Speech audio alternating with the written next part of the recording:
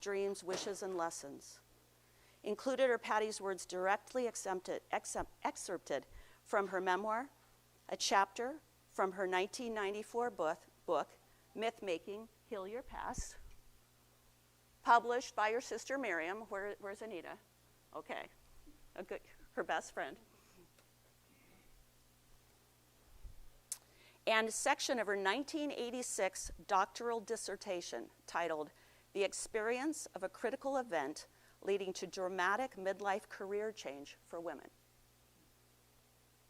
My words augment hers to illustrate the intersection of our lives. I tried to be honest, authentic, and sensitive as I wrote, and weaved her selected writing together as if Mom was at my side. I will look to my dreams to know how well I did. So welcome to my book, and that's really what it's about. I will point out to you, if you knew my mother, you knew she was quite driven. In 2008, when she was in her middle 70s, she lived to nearly 88, she put together her memoir, unpublished, which was 300 pages. She weaved together memories, journal entries, letters, and she really did a look back at her life, and including a little like kind of what was my legacy. It's a beautiful thing she did, and I think this is a whole nother conversation we could have about, are we sharing our story? Do we share our story even verbally with people that love us? We don't have to share all our stories, and I'm not sharing all of Mom's stories here, but I am sharing the ones that I think really come together in this intersection of her life with my life and our look at womanhood. This is Mom and I a couple of months before she died, and one of the other things I would tell you about the power of having stories written down is, even though my mom did suffer from dementia at the end of her life, I could read parts, and she lost most of her vision through macular degeneration. I could read to her from this book, and she recognized it, right? She's like, oh yeah. And so I think there is a power to bringing stories back.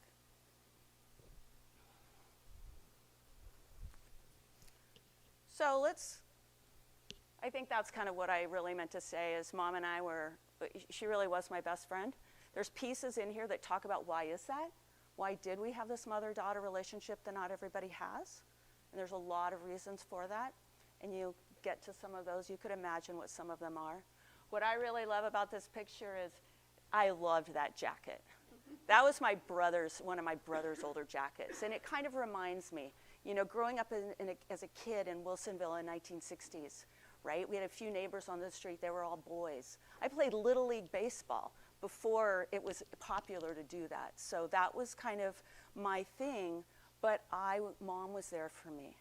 And I probably sided a lot with my mother when things got challenging. But let's talk a little bit about her. So my mom was born in 1933 in Northeast Portland. She and her sisters, and so did our friend Anita, graduated from Jefferson High. I love this picture of the sisters. Mom was second from the youngest, so in the top picture, she's the one on the bottom far right. And here you can probably see she is. They were close, and they were unusual for their times because they grew up poor during the Depression, but every one of them went to college, and every one of them learned to play the piano. They did other things too, but I think those are kind of some remarkable points. This is my mom, as you would guess, as a child, and what I love about that picture is when I just pulled it up, Russ and I have our first grandson who's 18 months old, and he has a look just like that.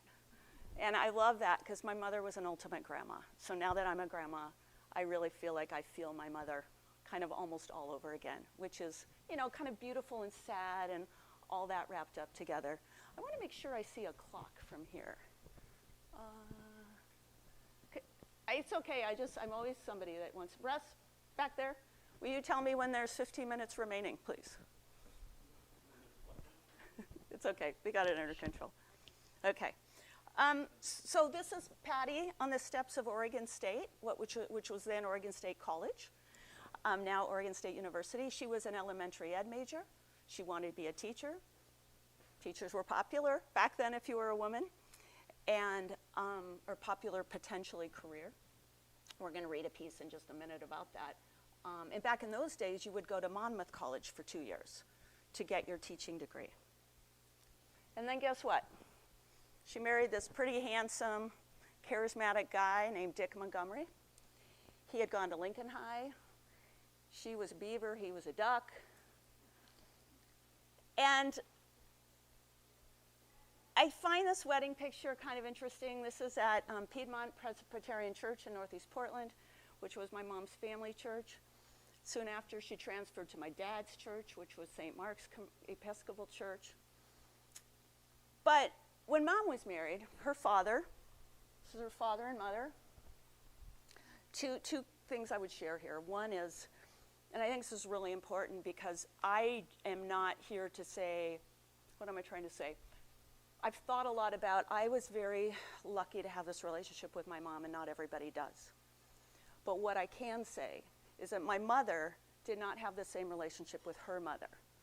Her mother was a very different kind of mother than my mother was. And so I think for many of us, that tells us we can change.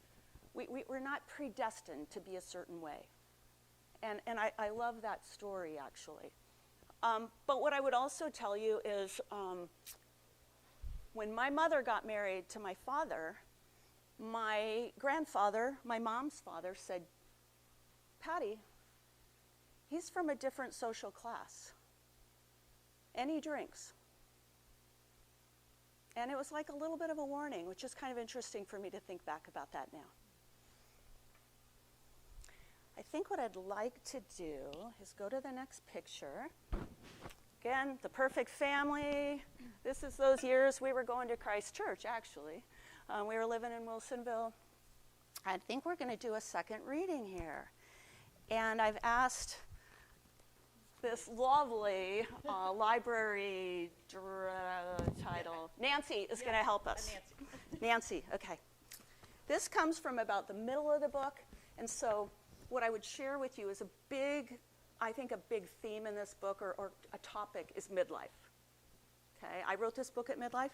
Midlife can go anywhere from 30 to 65, almost 70 in some people's minds today, right? Midlife, thoughts then and now. Flash forward I'm probably about 8 there, okay? So flash forward a few years. When I was 26 years old, my 54-year-old mom received her doctorate. I had completed my master's degree 1 year earlier in Seattle, and Mom divorced our dad 7 years earlier, after being married for nearly 3 decades. When she moved from Portland to San Francisco to enroll in graduate school, some of her friends were appalled. These women like her, who had married straight out of college, were immersed in the lives they felt expected of them, even if in quiet moments, some of them questioned why they had to give up so much of themselves in the process. I didn't know then that when Mom returned to Portland State University to receive her master's degree in special education when I was in high school, she felt compelled to address deep fears that she may need to support herself in the future. As she did with most everything in life, she threw herself into teaching, focusing on those who were at the time tagged emotionally handicapped, often visiting parents and families outside of her normal classroom time, some without the capacity to support their children. She cared deeply about these kids. Today, we might say she felt morally distressed. When I was a high school senior, I knew she was having hot flashes. And by the way, we're living back in Portland here. I went to Lincoln High, so we're not in the Wilsonville area anymore. When I was a high school senior, I knew she was having hot flashes, but didn't know she too lost hope for her marriage, even with the support of counseling and Al-Anon. I didn't know at the time how much the women's movement affected her next decision. And I should say, I'm reading my voice, and Nancy's going to read Mom's voice.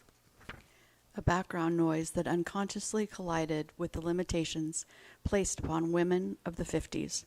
Work hard in college, make friends, so you can be a helpmate to your husband. Oh, and you might need a job if your marriage doesn't work out. no thought was ever given to personal fulfillment, expansion of ourselves, or our boundaries. Too busy to be involved politically during the 70s, I gradually expanded my involvement in community affairs, which appeared threatening to Dick. In December, I took the final step in dissolution of our marriage by filing for divorce. All of us kids were stunned, but my youngest, then high school-aged brothers, were most impacted. Mom suffered enormous guilt in leaving her children, later writing a letter to one of her sons explaining the decision and her regrets. Mom moved into an apartment a few blocks away, and however difficult it was to do so, my parents jointly attended their sons' sporting events and graduations. Shortly after, Dad rebounded into marriage with a woman he met through Alcoholics Anonymous, even though when he first stopped drinking after Mom moved out, he refused AA support. Life in this household for my youngest brother still at home, a house that once belonged to our grandparents within blocks of Portland's nature-laden Washington Park, morphed to include Dad's new wife and her 3 children. Our mom took on this new chapter and pursued work, friendships, long backpacks, and intimate relationships that were alcohol-free. You'll get to read about what it's like when you're a college student, discuss sex outside of marriage with your mother for her first time. Sorry about that. Can we take that out of the recording? In 1984, after all 5 children had flown the coop, Mom made her big leap to move in with a sister to Novato, California, and began classes at the California Institute of Integral Studies. She used her divorce settlement to finance grad school and soon found her own apartment in San Francisco. I took huge risks and grew intellectually and spiritually. Somehow, this dissolved some of the confusion and mystery regarding what those rejected terms, God, divine, spirit, really meant. I began to further question all of my beliefs, my idea of faith, good and evil, and look for answers outside the framework of established religions. I have never ceased questioning, yet I found some contentment in being willing to live within these questions. Thank you, Nancy. I appreciate that. So this is that era. You can see Mom getting her doctorate degree at the California Institute of Integral Studies. For the first time, she traveled out of the country with a group of students to visit Asia, all 5 countries in Asia. She lived with host families, and she included some of those women in her research, actually. She was a big backpacker, hiker, and I was working that summer at Mount Rainier National Park, and she was doing parts of the Pacific Crest Trail. And by the way, when Russ and I were in Sisters the other day where I did a book talk, I got to take some of her ashes up kind of off a trail off Santiam Pass, so that was kind of exciting. That felt really good to me.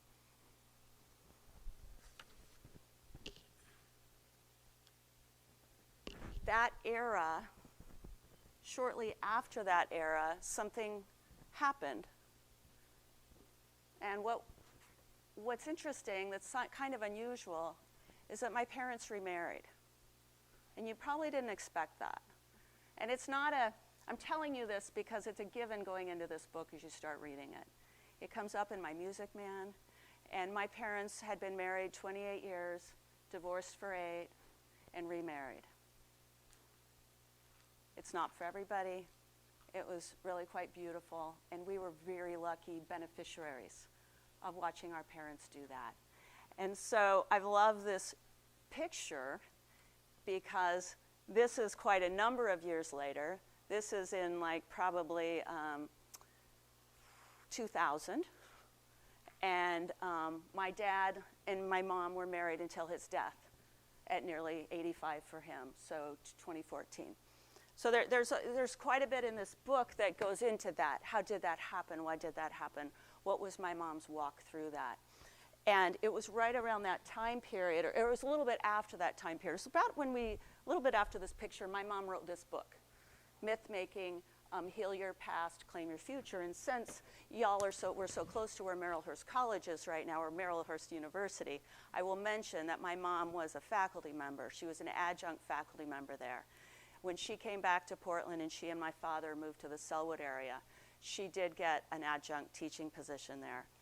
And I'm not thinking that probably someone would raise their hand if they'd had her as an instructor, but I will tell you that I have run into and encountered friends who did have her. And she was a pretty amazing friend and connector. And she taught several classes there, but I'll just leave you with the two that were most popular. One is Women at Midlife, and then she taught a class on mothers and daughters. And it is a class I wish I could sit in right now. And I was busy with little kids. We were busy raising little kids, and I didn't sit in there. But so Mom was, that was an important time for her.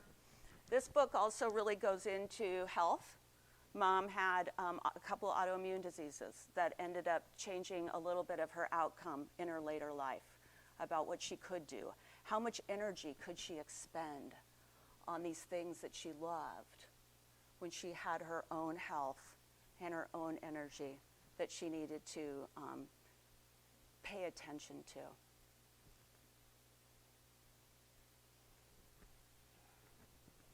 I think we're going to do a third reading in just a minute here. Actually, we're not quite ready for that third reading. So one of my favorite chapters in this book is called The Power of Wilderness. And my mother was a wilderness lover from the get-go. When she was growing up in Northeast Portland during the Depression, they had an extra lot. And she and her father and her sisters were very, very proud of their victory garden. Anita, I don't know if you remember that at all. And gardening was a really big thing. And when we lived in Wilsonville, it was my mom who put a huge garden together. What I didn't tell you about my mother's parents is her father had been an engineer. He served in World War I. And he went and got his master's, which I read some of his writing recently. Said it was a very easy thing to do right after World War I. He went to Scotland, and it was a super easy program. But he got his master's in civil engineering. He moved with his wife from the Midwest to Montana first, and he worked for the highway roads. And then he got a job at Yellowstone National Park, where he was the assistant superintendent at Yellowstone, and he loved that job. 3 of my mom's sisters were born or grew up there for a few years, not my mother. Remember, there's 6 of them. So about that time period, he realized he needed to make better money, and his wife wasn't thrilled living at Yellowstone. So that's really what brought them to Portland, and he began to sell life insurance. However, he did share that love of getting outside and wilderness and camping. And my mom brought that forward to us. So, and our daughters love to backpack. I mean, I truly do believe we do. There is a legacy of gift, and they're different for each of us, but I'm really grateful for that. So, my dad refused to backpack. Wiley, you're going to appreciate this. If you read My Music Man, he said something like, I did that in the service, which he kind of didn't really, because he wrote in the service mostly. But my mom and her sisters, Miriam, and a couple of their husbands would take us kids out backpacking when we were little, back before it was really that popular. So you'll see Mom and us. I'm a teen there, Strawberry Mountain Summit. And maybe, if you have frequented parks in the Lake Oswego, Wilsonville area, what's the one called Pone Park? Right over something Pone Park. Mom and I went there very often during the pandemic. My point was going to be you might have passed us because we did a lot of visiting.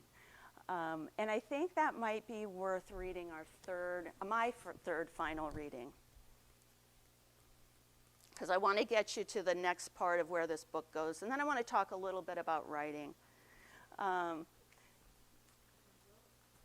This is Mom was living at Tanner Springs Assisted Living, and she loved, we both love snow. And it would be like, let's go. And people would look at us like, she might fall. She might, we'll be okay. And this is Mom, actually, with 3 of her granddaughters, camping somewhere up near, I think we're near Mount Hood for sure. And this is her, you can see a gait belt here. She had broken her hip few years before she died. But anybody know where this is? Yeah, that's George Rogers for sure. So I'm going to read a little piece here, if I can find it. Oops, that's not it.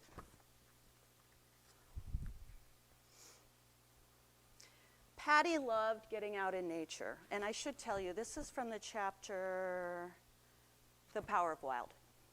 The Power of the Wild. Patty loved getting out in nature, nearly to the end, although our visits changed. In her 70s and early 80s, she used walking sticks to hike through places like Oaks Bottom and Forest Park, and later, the streets and parks of West Linn and Lake Oswego. Sticks graduated to a walker and eventually a wheelchair for longer treks or for final steps back to her home. Together, she and I and other family members visited most every park within a 10-mile radius of her final homes. A few we knew intimately. One trip late in the winter, none of us aware how soon COVID would change everything. Mom and I sat in my car at the Cedar Oak boat landing.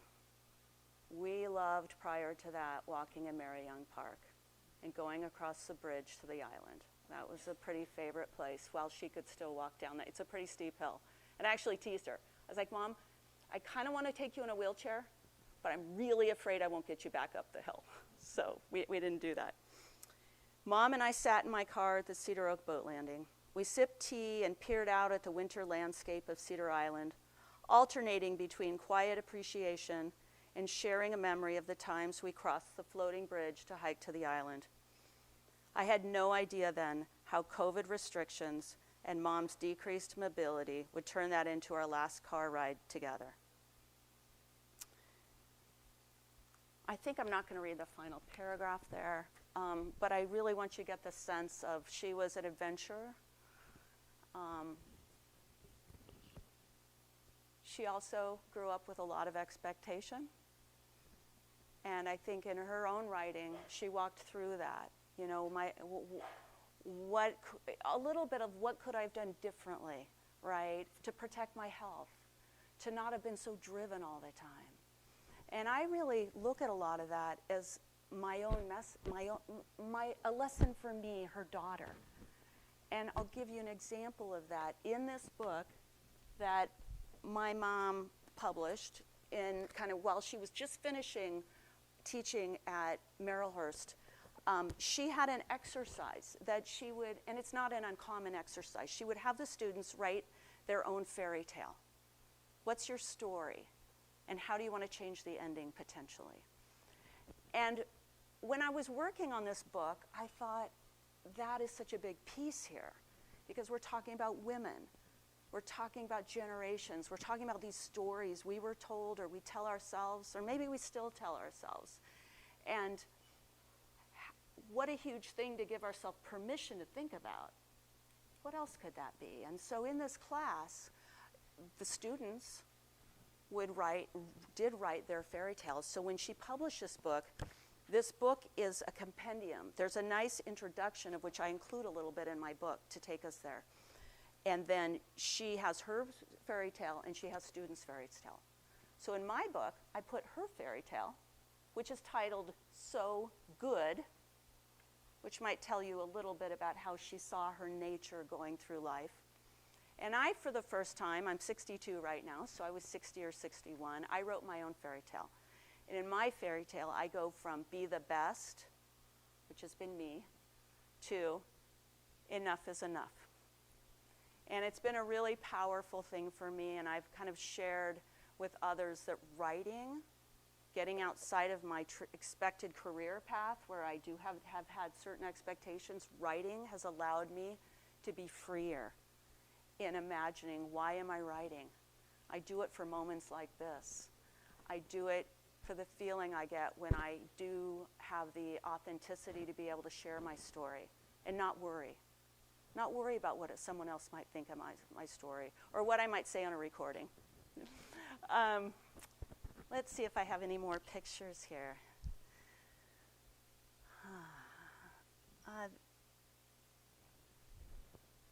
This is, as you can see, COVID changed lives for lots of people. I'm not the only person that probably moved their parent into their house because I was fearful I couldn't see my mom anymore. And my mom was living for about 2 years in an adult care home here in Lake Oswego. And I finally persuaded them that we could be next to each other outside. I work in public health. I'm an industrial hygienist, by the way. You know, I do know about, I'm not going to get my mom sick. But also, I was working remotely. This was the most important thing to me, was seeing my mom. But some of y'all may remember the wildfire that we had in Clackamas County in 2021. And even though I started realizing it's going to get colder, COVID's going to get worse, and I can't go 7 days and not see her like I did with the smoke. So that was really the determination to bring my mom in home. And I'm always really quick to say that's not for everybody, right? We all know what our relationships, what our capacities are. I didn't have small children at home. In fact, it's a beautiful circle of life because my mom took care of our kids 1 day a week when I worked, when they were little, and they helped care for her at the end of her life. And I feel that's a rather amazing, beautiful thing, as sad as it could also feel. And so I'm pretty grateful, but I think what's interesting is both of those pictures are in Lake Oswego. This is up near Pone Park. Am I saying that right? Somebody help me out here.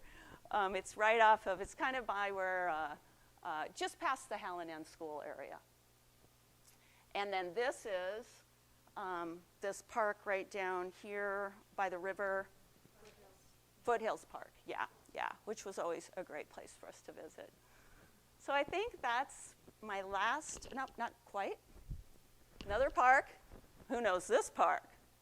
This was, I think, one of Mom's most favorite parks. And we have a hilarious story in here about where we both fall down and can't get up, but it is actually a funny story. This is Camassia Park in West Linn. If you've never been there in the spring, you make sure you go there. It's really gorgeous with the flowering camas. Camassia Park. And it's kind of hidden, and it's a funny little location up behind the West Linn High School. And I think access is on Walnut Street. And it's very crowded in the spring, and other times of the year, there's nobody there. But it's a beautiful park. And so I think we're okay on timing. So I appreciate everyone, first of all, being here today. And I am really happy to ask. I could ask questions, but I could answer questions, too. And any comments people have, thoughts about writing or about the book. I might think of a couple other things to say, but I want to open it up for that. Yes, right here. I was really wondering, when she had to work so hard, she was divorced, and your brothers were fairly young still. What happened to them?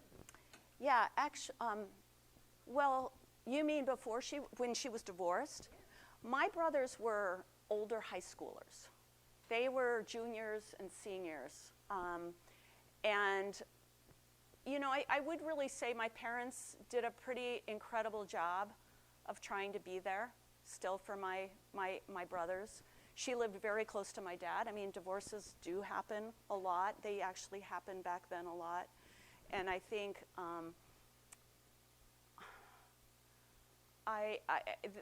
I think what I would say to your question is what's really been interesting in writing this book and My Music Man being we have 5 kids. We're within 9 years. I'm in the middle, okay? So I really realized everything from what it was like when my father was drinking to when he stopped drinking, which again, it's powerful to remember. He was sober for 35 years of his life, from the age of 50 to 85. That's pretty incredible. And all these different points in our lives, I am getting to your question, from when the divorce happened to when my mom, when they got remarried, we were each at these different stages. And gender, I think, impacted that too, because of our relationships with each of our parents. So it was hard. There's no doubt it was hard. I truly believe that had my parents not been divorced, they never would have had the long, beautiful marriage that they did have. They truly were in love. And I've said this in the book, and I really believe this. I believe in today's world, with the way the way we better look at addiction and support for addiction, especially from the workplace standpoint. I think my dad would have found recovery a lot earlier if that was what it is today. And he was very active with AA. He was a mentor to others. He never drank again. Like, he was literally one of those, I'm done. He recognized it. So I'm not fully answering your question. It's hard. And I'm sure my youngest brothers, would have a different answer than me on that. But I think what I am lucky about, I told you I could always think of things to say. What I am really lucky about is both of my memoirs, I'm grateful that I have told a story that everyone's comfortable with me telling. We didn't have secrets like that anymore in our family. And so some people do write books that family members are frustrated with or don't agree with. And I'm not putting that down. I'm just, for me and my relationship with family, I'm pretty grateful that I've been very supported in what I've shared. And we only argue about one thing. It's in my Music Man, when I swear my brother pulling the boat drove me over a whole bunch of dead carp when I was trying to water ski, and he wiped me out on purpose on those carp. So we do disagree on that one story, but if that's the only one, I think it's okay. Thank you for your question. Any other questions or comments? Yes, Nancy. So what brought your parents back together? Yeah. Sorry. The question was, what brought my parents back together?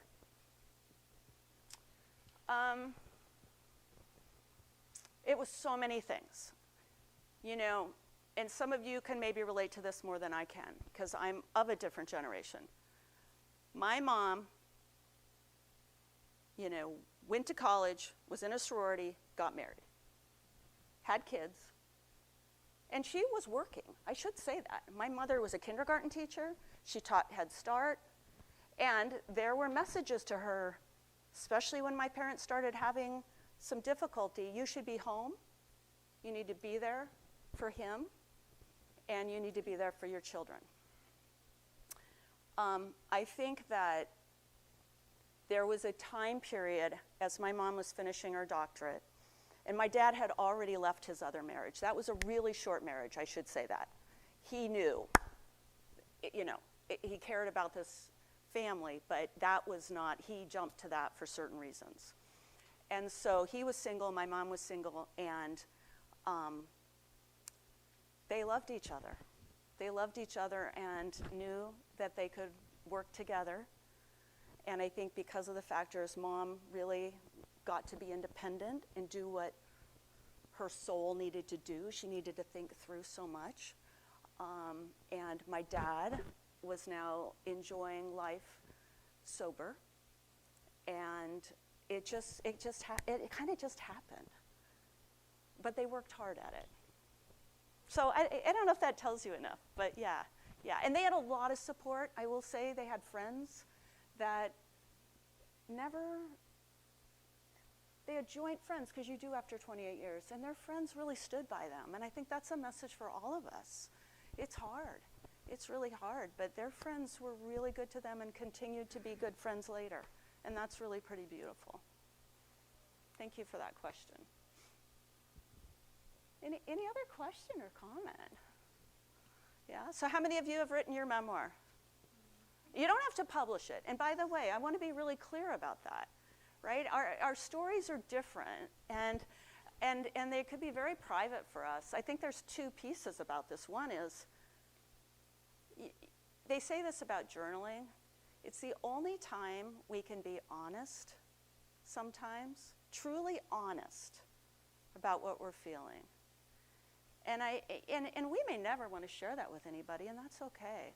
But there's a real power in being able to be honest to ourselves about whatever it is we're writing about. And there can be joy in it, too. There can be fun in it. So I think, I know, I can promise you, I will never write I can even say never. I will never write a 300-page memoir myself. I don't have that in me, but I am appreciative of what my mom left for all of us. And I had that for nearly 10 years before she died, because she gave us each a copy. I mean, that's the way my mom was. She has it on her computer. She sent us each PDFs. She printed copies, right? But the thing is I didn't read some of it until after she died. There were things I thought I knew, and so that was beautiful and kind of mixed. So thank you all. Yes? What are you working on next? Well, I knew you were going to ask that. You know, it's a good question. I did start a book kind of prior, when I finished Humanity's Grace, and it's a fiction, and it takes, it's a little bit of a follow-up to some of my characters in my fiction. And then I just set it aside, and I'm not sure I have that in me. So the short answer is, I don't know. I love blogging, and I always have things I think about writing, and kind of when I blog, it's an easy way for me to write without getting overwhelmed by the thought of a book. So I don't know.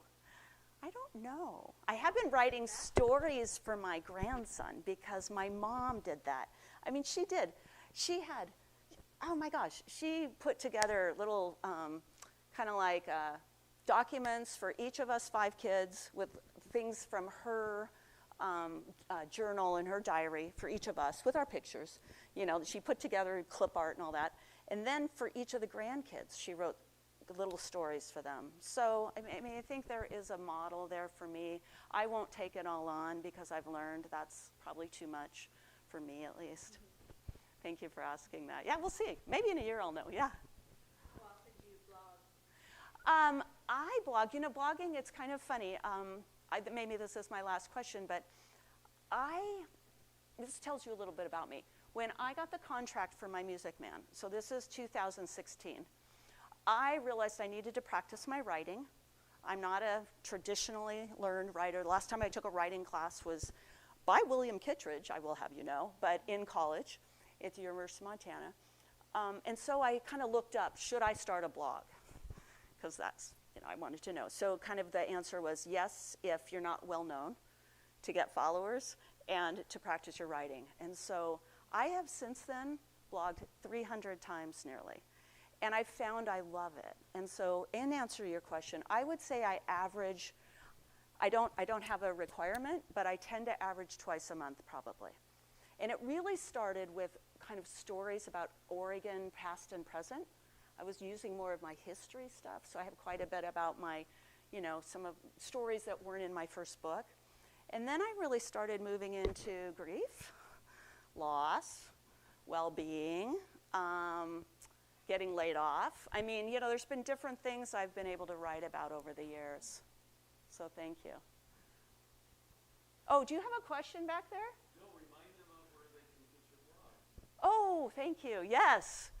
You can get my blog. You can read it. You can get any information about my books or my blog at dedemontgomery.com. Thank you for that, Russ.